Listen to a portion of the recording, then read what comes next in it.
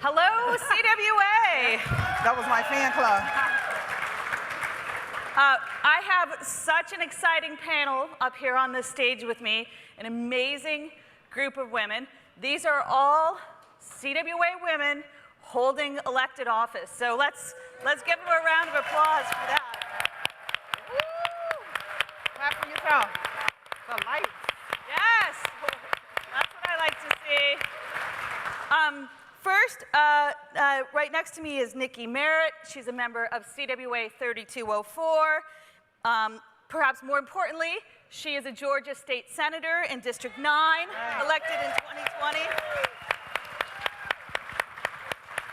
Next to Nikki is Lauren Kuby.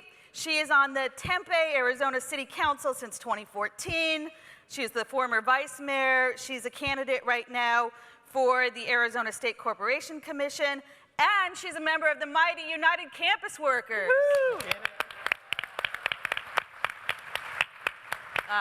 And last, but certainly not least, Kim Edwards. She's a New Haven, a member of the New Haven, Connecticut Board of Alders, District 19D, and a member of CWA 1298. Yeah.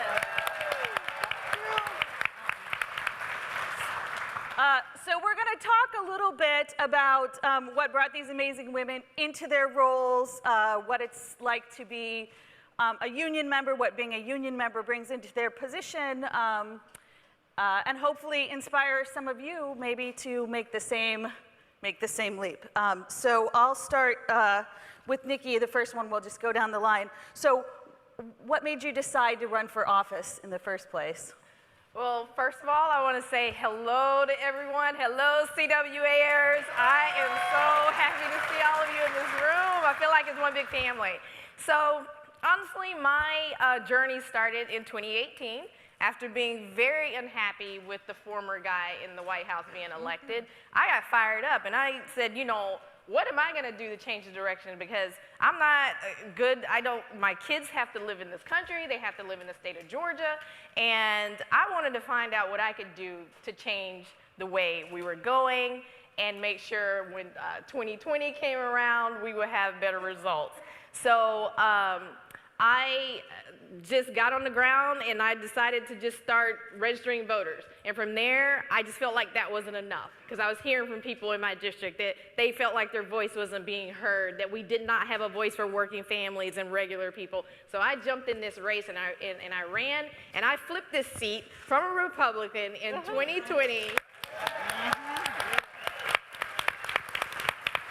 With the help of my CWA, I am the first black woman to hold that seat, the first woman to hold that seat.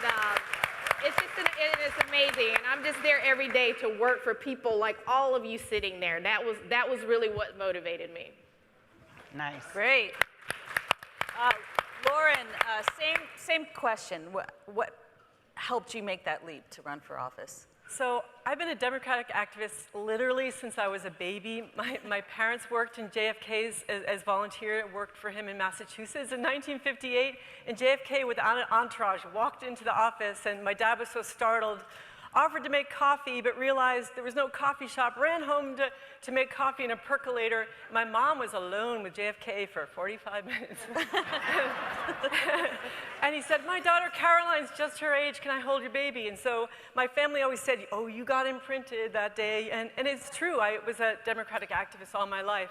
But I decided to run for city council at the ripe age of 56 because, and that was in 2014, because I felt that working families and workers, we had 48% of our workers had no earned sick days in our city, and minimum wage was so poor. So I decided to run to sort of disrupt the status quo. We had developers who were basically buying these seats on the council, and I wanted to be a voice for working families, for workers, for union members, such as myself, but also for the residents who are being underrepresented. Great.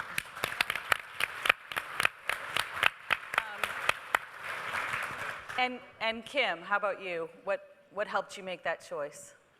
What helped me make the choice ultimately was there was a person that was running for office. She moved to my neighborhood just to get a title, and that got me a little riled up and fired up. because I knew that's what was going on. And also, I wasn't born into it, but I was raised in politics. My mother kept me involved. She was actually an elected official. She had my seat for 18 years. So it was assumed that I would run for office automatically. So I was on Democratic Town Council and Town Committee. I always registered voters to work. And from there, that's what sparked it. But like I said, I was always going to be in the background until one day I was like, this lady's going to all these meetings. Wow, she really wants to run for office. She just moved to get a title, and that was too much for me. Right. She wasn't invested. Right, great.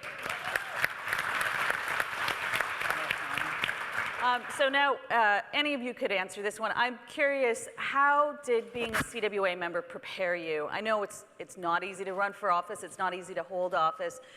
What was it about being part of our union that helped? Okay. So I know being a CWAer in Atlanta, you learn how to fight, you learn how to organize, and you learn how to stick together. And that's everything that you need to be in this seat. And even now that I'm in the Senate, I bring that same energy and those same values, and I actually try to kind of get my Senate members to be union members with me. And it's like, hey, you guys, if we just all stick together, we can get exactly what we want. So I take that same mentality with me as, you know, I'm having to make sure all of our workers, private and public, have things like healthcare, worker protections is very important, especially in light of COVID, you know, fair wages and fair treatment. So, you know, I bring all of that experience that we fought for when I was in the CWA. I worked for AT&T in telecommunications, and, you know, every contract time that came up, we were ready. We were getting fired up. We were organizing, and that's what it takes, that type of energy and just the willingness not to give up no matter what until we get what we want. Great. Anybody else want to chime in on that one? I like to piggyback off of her because that energy that you get from being a CWA member, I felt like I was at a rally all the time, and or on strike. And you know, I can project my voice. I don't need this mic today. So when I was running, you get that energy, you get people riled up. And I'm just going to go a step further with it because I didn't run a traditional campaign. Unfortunately, when I started running for this, my son got really sick. He was hospitalized, he had cancer, all that good stuff. And they were like, Kim, you still want to do this? And my brother, you know, we had a family talk. I was like, I'm not ready to quit yet. And I didn't quit. So while I was in the hospital with my son for 30-something days, I didn't get out of the hospital till it was primary day, which meant I left the hospital at 6 a.m., make sure I was at the polls. He was going to get released that day. And my CWA family and all the connections between the other unions in my city, they actually ran my campaign.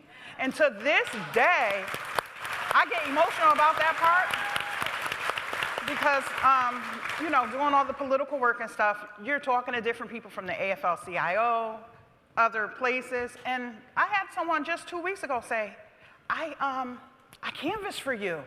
And I was like, oh my God, because community came together. And it was because of my affiliation with CWA. And I thank all of you. I'm gonna say all of you because we're all brothers and sisters and we're all in it for the right thing, and that's what we do. So, thank you.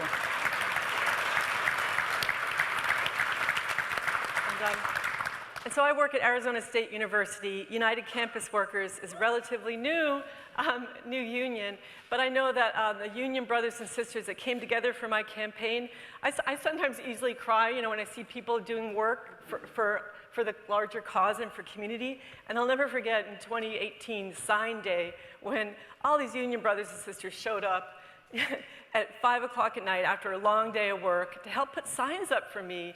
And it's just so moving when you see a group of people show up at a canvas, at a lit drop, putting signs up, and you know, like, and then I'll have my fellow council members say, you listen to the unions too much. It's like the unions represent working people and they're my values. So this isn't something that's uncomfortable. This is something to embrace. Thank you for speaking so movingly, all of you, about what CWA has brought to you in your position. But let me ask the question the other way. I know that there are some particular issues that are really important to CWA. Our state call center bills, ensuring broadband build-out supports good jobs, protecting the right of public sector workers. So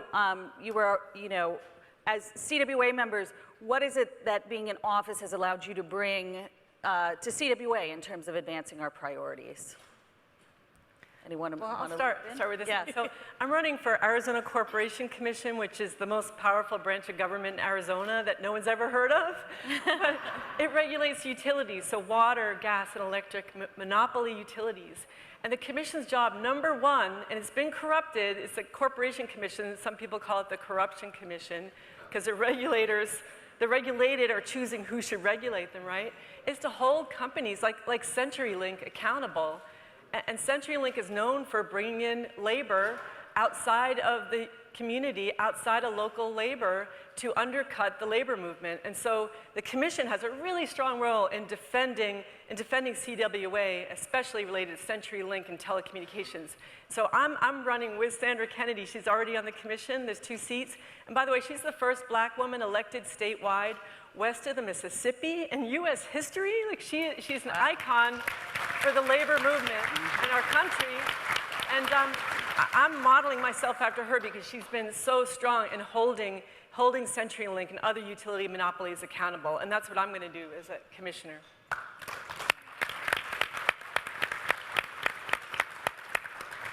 I sit on insurance and labor in the state senate, and I really wanted to be on that particular committee because it is important that we not only have insurance policies and healthcare policies that work for workers, but we also want to make sure that we have policies that are retaining jobs, the type of policies that are keeping jobs, and the type of jobs that are, and the type of policies that are consumer friendly. So sitting on that particular committee, I can keep my eye on and have a pulse on when things are not job friendly, when things are not worker friendly, and push back.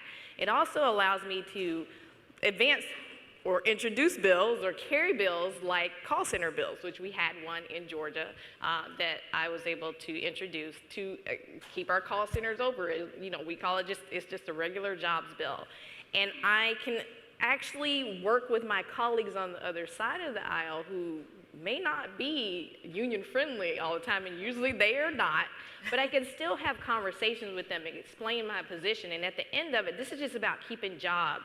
It's about keeping workers, happy, keeping workers with good pay, keeping workers healthy.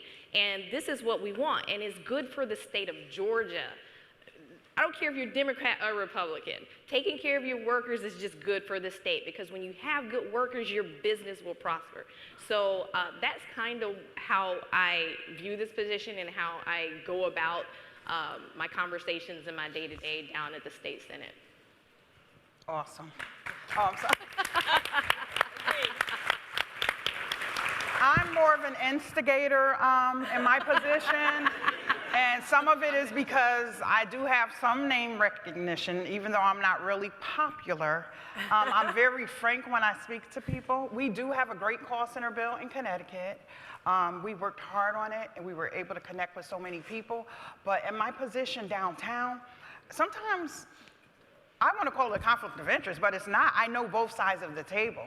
So I'm often the one that's going up to some AFSCME members who've been coming to meetings trying to get themselves together with their contract, and I'm like, you're not paying your security guards enough. Like, I need y'all to come back to us with something better. And I have to remember, I got to approve this raise. You know what I mean, when I have to vote.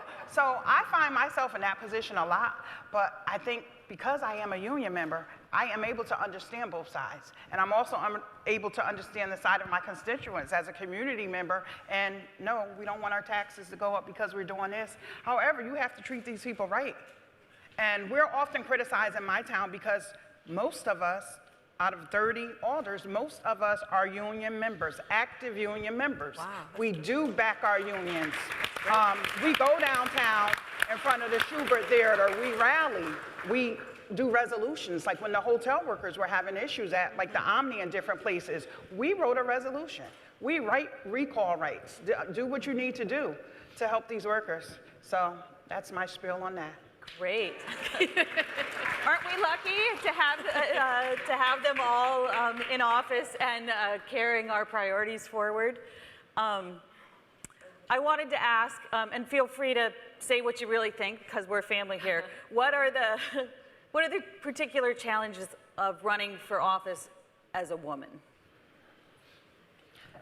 Well, You don't want me. sorry. I find, I mean, sometimes you're seated at the table and the person you're talking to is looking at the man in the room and not you, when you're the one that brought the meeting together, so that could be interesting. But I don't find that amongst union brothers and sisters. I see that at all in Arizona, but I just see I was tapped on the shoulder so many times to run. I kept saying, nope, nope, nope, it's not me. I do the work behind the scenes, helping elect people, and that's actually more important, and I still think it's actually more important. But when you finally run and you get up there, you know that you're representing and you need to help others to run. And so I've made it a real goal to really rise up and build up other people to run for office. And Can I pause on something for a second? You talked about being tapped a number of times. Do you know, I mean, people know that that's something that's needed to bring women into leadership, that they need to be, kind of called out or pulled up or pushed forward, whatever you want to say, several times. Do you remember what it was, the time that resonated with you? actually, there's two things. One is when Sarah Palin was running for vice president, I thought, if she can run for vice president, I can run for city council. Was part of it. But I traveled to 6 states for Barack Obama as a volunteer, and I think it was his 2013 State of the Union speech. He said, we have to have people run for local offices, that, at the state level, we have people moving backwards and forwards with issues. At the federal level, there's gridlock, but cities are where things can happen. And I was really inspired by that. It was almost like the guy who makes the donuts, like, got to make the donuts. And like Barack said, you got to run for office. It's like, okay, must run for office. But to me, it was that inspiration of seeing cities can incubate good ideas. It can, percolate progress, back to the percolator theme. And so that's what really inspired me ultimately, was Barack Obama. Thank you. And then Nikki or Kim on the original question? Yeah, so I think some of the challenges when running for office as a woman, it is finding work-life balance. I have teenagers. At the time I was running, one was graduating from high school and one was, like sophomore. So, I had to really explain to them what we were doing here and what this whole thing was about, and I had to get the family on board. But it is balancing all of that too as a wife and a mom. And it's really funny, like, I guess men in, I don't know about DC, but Georgia, I guess they think women can't run and have a family. They ask questions they would never ask a man. Right. They're asking about your credentials, and they're asking about, oh, well, how are you gonna be a mom and run? They're asking, women legislators that have small children, like, who's taking care of your kids? No one asked the men that, right. And I actually had a bill that I sponsored. It was using campaign funds for childcare, so that we can open up this space for more women to run and more opportunities. So that's one thing.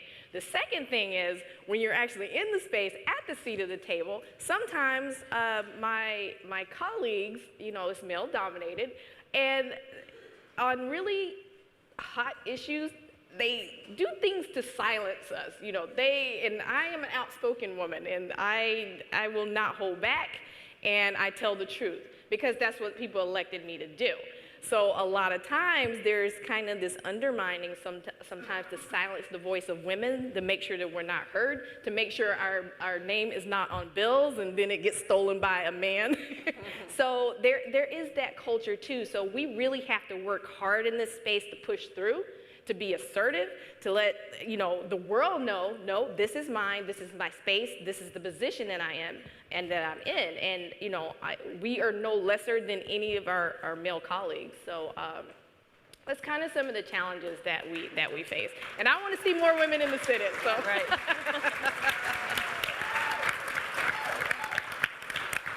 speak to that. I'll be brief because they basically covered everything. But some people are intimidated by strong women. And don't be And I say that to say, we put in the work. We work harder most times. That's right. It's not, we love our men, but we work harder. We have to work harder. I look at men when they say things to me from across the table, I have to get stern sometimes, everyone, and I hate it because I'm so sweet and nice, I like to think. But I look at them, and oh, they get mad at me because they're trying to convince me of something, and I'm like, go play with your mama, not me. And they do. It's worse than being in high school sometimes when I'm gonna be frank about it, ladies. It's like being in a high school clique, like Mean Girls sometimes. I'm like, they're the plastics and we're not. But no, we're the plastics. Let us do what we're trying to do. We are strong like bulls. And I look at them. You can't weasel your way out of things with us. We don't allow it. We're firm, we're strong, and we're gonna keep doing what we need to do. And I look at them, I'm be like, I say, I'm tired of you old white men messing with me. And I think they get sensitive. And then I have to break history down to them and tell them why I said it, and I should not have to. But y'all better start standing with us and being strong. Come on. You better learn from us. Ooh.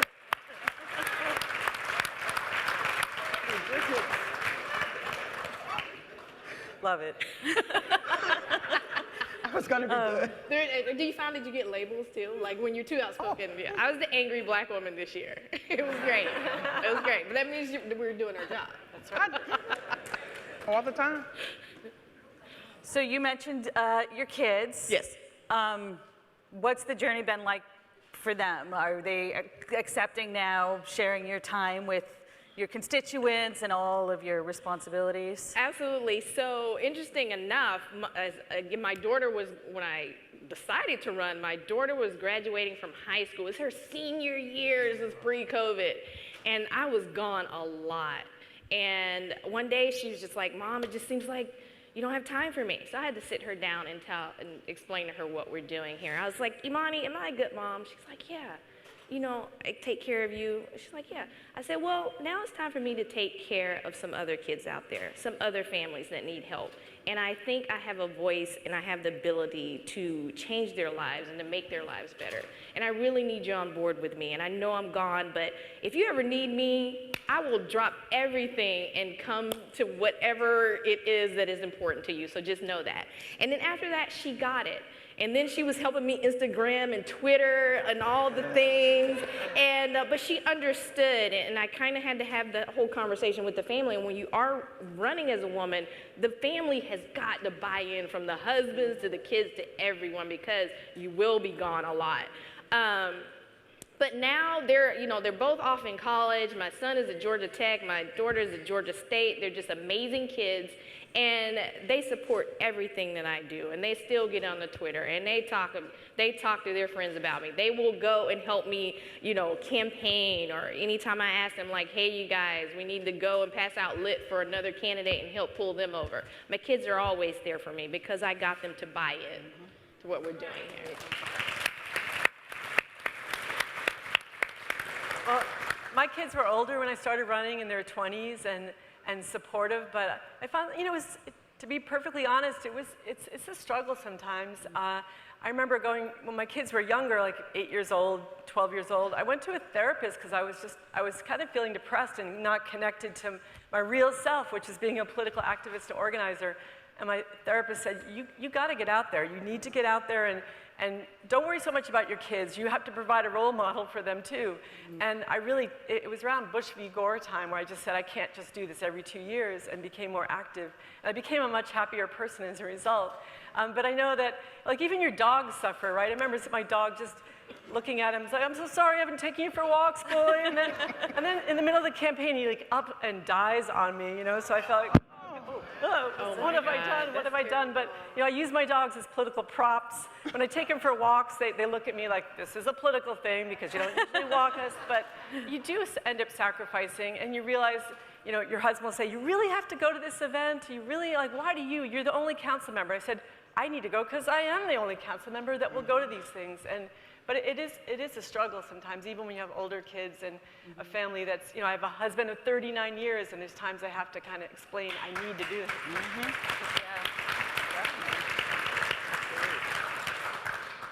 My kids were my biggest critic.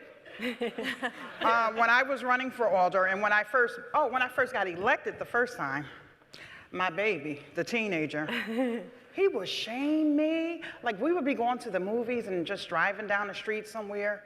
And unfortunately, you know, there's a panhandler or someone homeless, and he would look at me like, aren't you supposed to be an alder? Like, he would use it against me. He'd be like, you better give that man some money, or you better buy some food, because I do that anyway. But I used to look, he would shame me intentionally. Like, the kids were great. They thought it and think that we're here to save the world, and we kind of are. And I had to explain to him, well, your mama's broke. I can't give all my money away, not every day. I can't give him money every day. However, you know, we can come up with some solutions and work on even some city stuff with, you know, how we are doing and what services and availability we have for certain services. I had to explain that to my children. So there was definitely a balance, and they were pretty supportive, thank God, and they let me go to the meetings, I think because they wanted to play video games and that kind of stuff. But it is definitely a balance between your family life, if you have a social life or want to have a social life, your health, everything, because you're on the go constantly. Yeah. And so you had it kind of both ways, because you said you grew up in a political family with your mom holding office. Do you remember what that was like as a kid and how you thought about it? And I'm asking partly because I'm interested on behalf of my own kids, you know, thinking about, like, how do they see all of this? Your kids may do better than I did. I think I have PTSD because I'm the youngest of like 9 kids. So and there's an age gap between me and everybody else. I got dragged to meetings because my mom went to every PTA, Board of Ed meeting. She was on every fundraising. She started a brownie troop. Like, this is how she started. She was not college educated. This is how she started in our community doing neighborhood cleanups, and I was always the one stuck with her. I think a lady owes me from Palm Carmen when I was this big, and I palm carded, and we did it all day, and they was like, we're gonna give you $30. Child labor laws. I used to go to the campaign offices, Rosa DeLauro, when I was little. I paper cuts, because, you know, at the time, you know, until I got a little more sophisticated and could make phone calls. I was traumatized. I vowed to never go to my kids' PTA meetings. Like, I was gonna be a bad parent. I said, I'm not going to town hall meetings, and I was never gonna run for office, although I was involved on the Democratic Town Committee and different things because of my mother, and I knew a lot. Like, I was the youngest at our community management team meetings. I was 19, I'm the only, I'll say, fool sitting there that was my age, and I'm like, so I'm traumatized from it, but I'm still doing it somehow. But it builds you. It gives you a sense of community. It makes you want to fight. It makes you strong. And I used to look at my mother, and I'd be like, Mom, why are you looking at this person like that? At the city or somewhere, why are you talking to that lady like that? Ain't she doing her job? And now that I'm in this seat, I'm like, I see why she talked to you like that. It's like, oh my God. So it actually builds character. It does. Your strength. So, what are some of the strategies you all have found in terms of, you know, being effective as a woman in elected office? Are there things that you've had to adapt or that you do differently, things that you focus on when you're trying to get something done? I would just say, just speak up. Don't be afraid to speak up and speak loud if you have to until they hear you. Don't be afraid to question something that is the norm. I think sometimes women, I think we think, we have to like step back and be like the subdued, silent one, but don't. Speak out, speak loudly, make them know that you're in the room and you're going to hear me. And if I have to come to your office, you're going to hear me. And you just have to constantly stay determined and speak. You know, you have the seat at the table. As Shirley, bring your own chair and make sure they know you're there and make sure they're hearing you. Mm-hmm. So I think that's the biggest thing. Yeah, don't be afraid. And when I first got to the Senate, I was a little bit intimidated. I was intimidated about going to the well because I kind of had this imposter thing, like, do I belong here? But I saw who my colleagues were, and I was listening to them, and I was like, wait a minute. Y'all aren't any smarter than me. Like, is this who I'm matched up against? And that fueled me to say, well, it doesn't matter what I do, because I think I'm still smarter than you, and I know I'm smarter than him. And I'm going to get up, and then I'm going to speak. And that is the power that I took with me, and it makes you fearless. You get empowered the more that you do it. And, yeah. That's it. Yes, I belong in that space. Like, yes, I earned it, and you just have to own that all the time. So right after I was elected, United Food Commercial Workers, UFCW, came to me and said, we're going to do a strike. The housekeepers on Mission Palms, a hotel, a really iconic hotel in our city across from City Hall, they're going to go on strike and do a fast. And so, will you join us? And I said, yes. So, I fasted and I slept out overnight on City Hall on the ground. And there are a lot of ants at City Hall, I found. And I got a call from the mayor at that time, who screamed at me and said, Lauren, you are not an activist anymore. You are a council member. And I just said, excuse me? Excuse me? I am always an activist. I know that there's a majority of people in my town that want to see me stand up and actually represent. And he started screaming at me, so I started speaking back very loudly, and he said, why are you getting so emotional? I said, emotional? I'm speaking, you came on, you yelling at me, and he said, well, I said, Mark, that's kind of sexist. And he said, I can't be sexist, I have a mom and daughters. So this goes back to the previous question. But no, I think it's really important that you stand up and you represent. And I know I've used the method of outside-in organizing. So there's an issue I'm working on. I call out my brothers and sisters and I say, I need you to come to this meeting. Because I know council members don't read their emails, right? They don't. But if you show up at the meeting, they can't turn away. And so that's been a successful way of really trying to pressure officials to really look at issues that are impacting not the development community, but impacting working people. Amen. Okay, I'll be brief on this one because you stole my little thunder. But I always say, speak loud, not just in your loud speaking voice, but in that voice coming from the inside, because I can project, so I'm loud anyway. You have to just state your case in a room.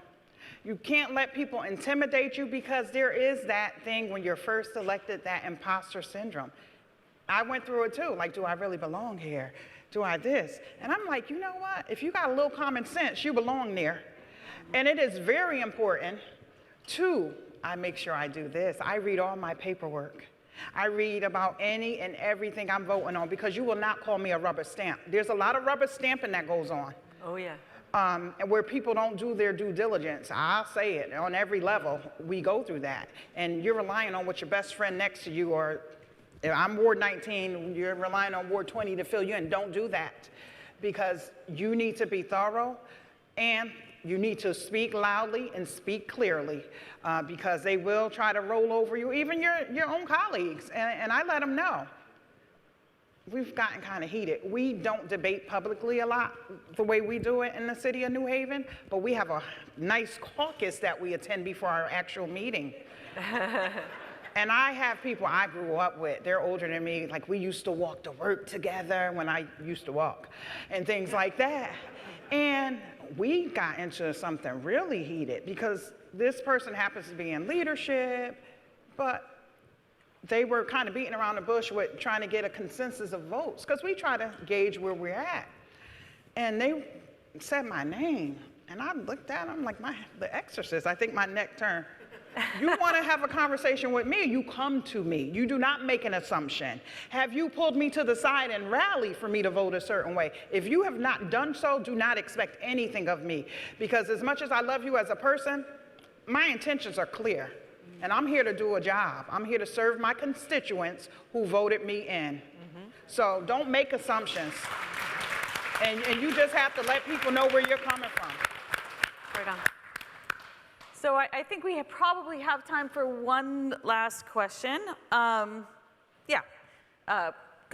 Good chunk of time for one last question. So I'm hoping that we have some CWA women in the audience right now who, after having heard you, are thinking about, maybe I could do this. You know, maybe I could run and win and serve in elected office.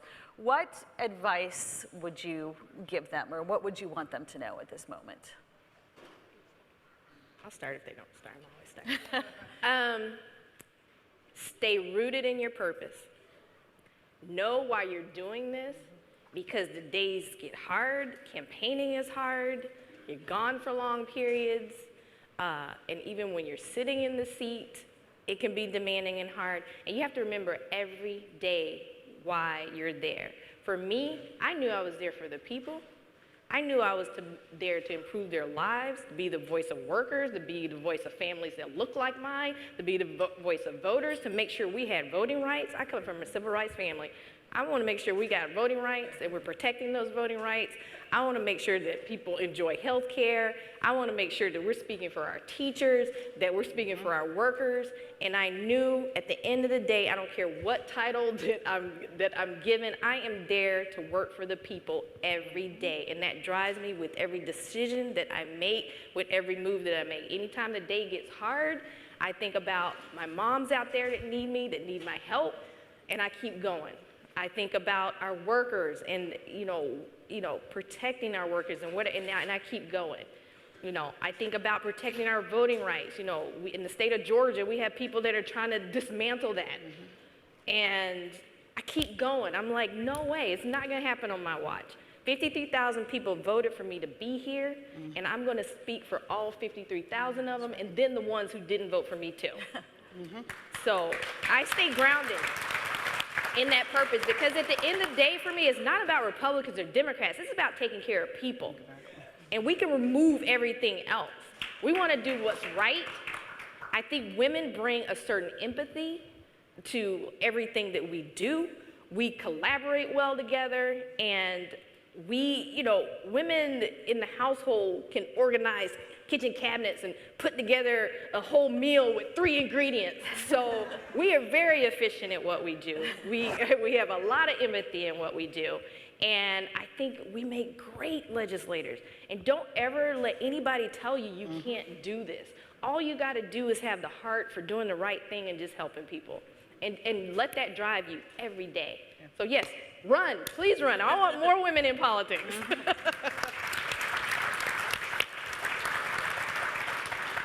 You want to go? Sure. So you need to gather around people that will support you. You can't do this alone, but you need to be willing to really put everything into that campaign. You need to go balls to the wall. You need to really, you have to neglect your partner, your spouse, your family a little bit. You need to neglect your dogs, sadly. But you really need to be willing to throw in everything that you are to be elected. And then once you are elected, there's this tendency to kind of fall into the group think model. You need to really stand up. And I had great advice that Martin O'Malley gave to me. Martin O'Malley, who was governor of Maryland and ran for president. Apparently, I was one of the only Martin O'Malley supporters for president for a brief instant. Anyway, he said, vote as if you're never going to vote.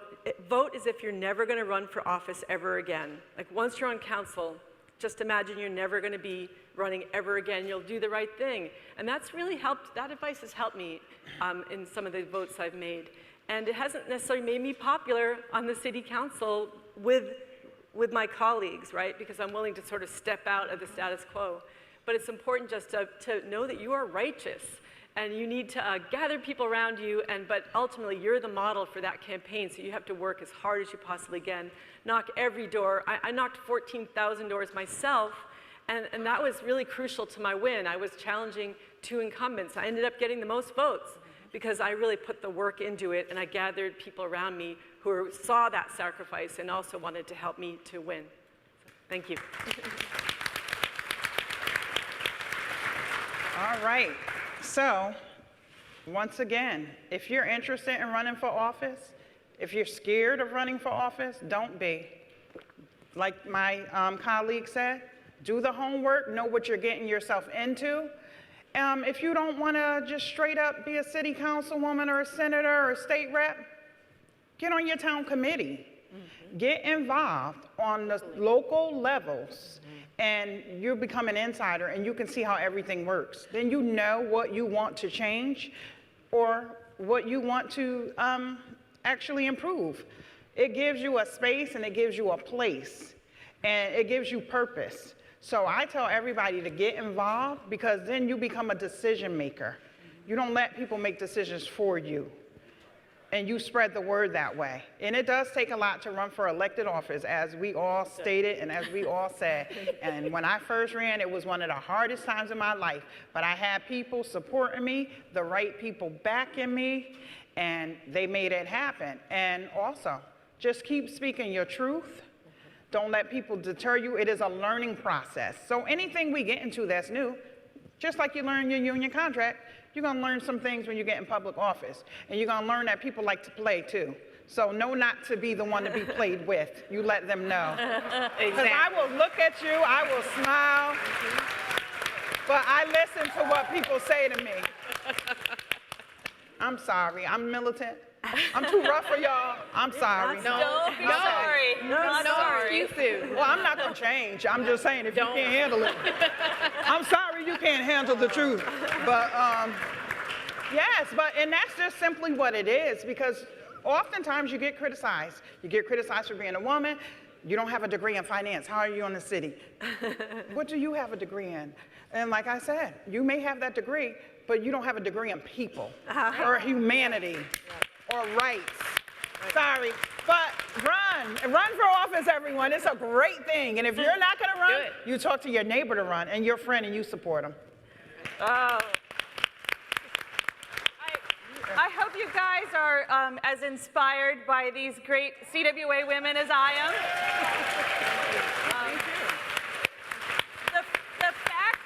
The fact that you all are here in this meeting room means you are qualified to run and hold these positions. And can we give it up with a huge round of applause? Oh, we got applause for y'all.